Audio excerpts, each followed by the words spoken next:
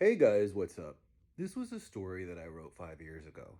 I always told myself that when I was ready, I was going to elaborate into something much longer. When I first came up with this idea, it was supposed to be Victorian, old fashioned, wigs with the big dresses, carriages, castles, and horses, and even Old English. But instead, I decided to go into another direction. I kept the same storyline, just the imagery and time. Also, the culture has changed. I chose to put a lot of my Cuban roots into this and chose to make the story Spanglish. I'm really pleased with the choices I made. Well, here it is. Ana y las Tres, episode 21. Adiós, mi amiga.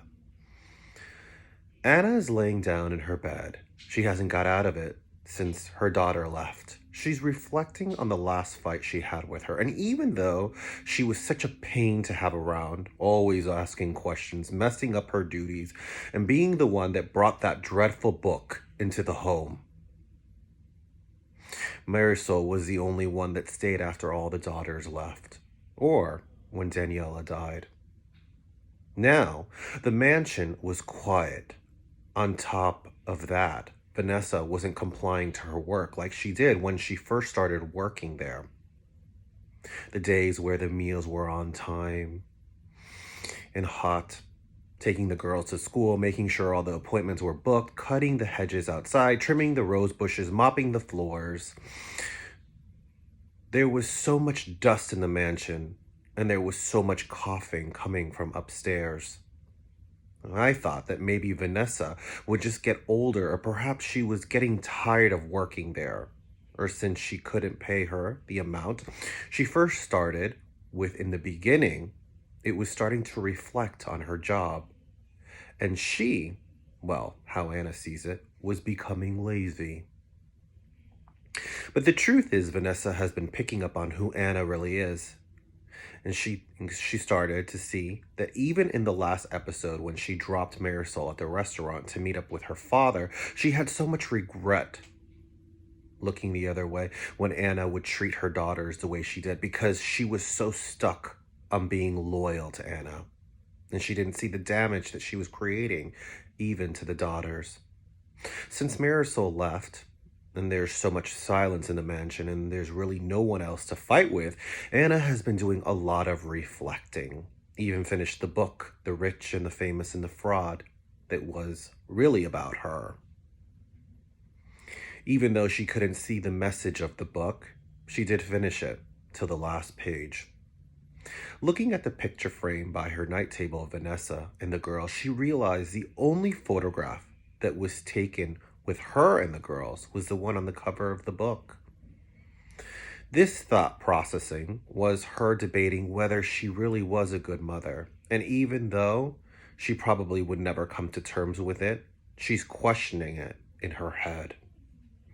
That's why, when she's done, she rips up the photograph, even leaving the pieces on the floor for Vanessa to pick up. After she's done, she calls Vanessa to come back into the bedroom. It took a while, but she finally came. She was mopping the floors downstairs and finally heard Anna. She asked her what she needed. Anna asked Vanessa if she's heard from her husband so he could get in contact with Marisol to come back home. She even said she would give her the inheritance. After all, that's what she wanted anyway. Again, her doing the self-pity routine. The only difference now is Vanessa is not buying into it anymore. She sees her for the monster she is. Vanessa tells her that she's talked to Gabriel and he has no idea where the daughter is. She continues to call him a liar, a bastard, a deadbeat, worthless. While she's having this conversation with Vanessa, she's constantly coughing. Vanessa says, "So I know you didn't want to go to the doctor or even see him for a house call. Perhaps you're ready for me to make that call today."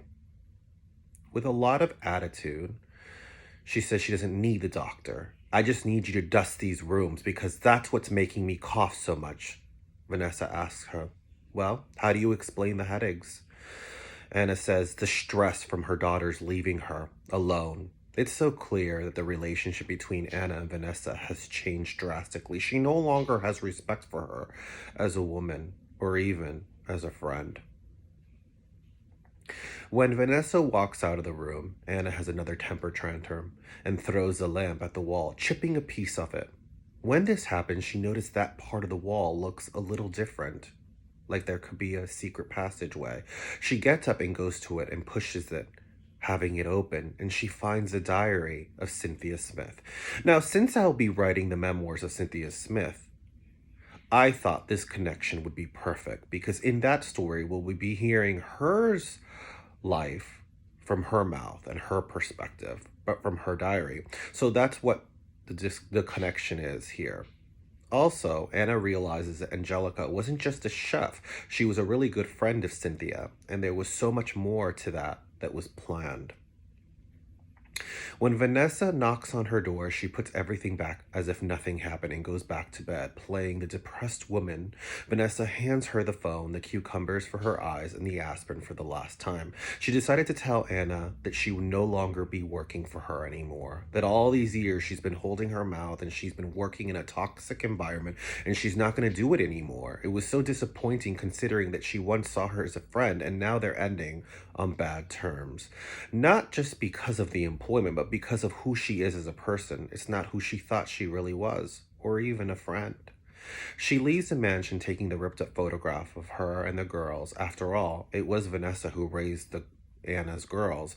Now, as clear as it is that Anna is the villain of the story and she is the main character as well, I wanted to show the softer side of her by herself. And that's why at the end of this episode, she's in the grocery store and she comes across her first love, which is already married with a little girl, and her name is Anna.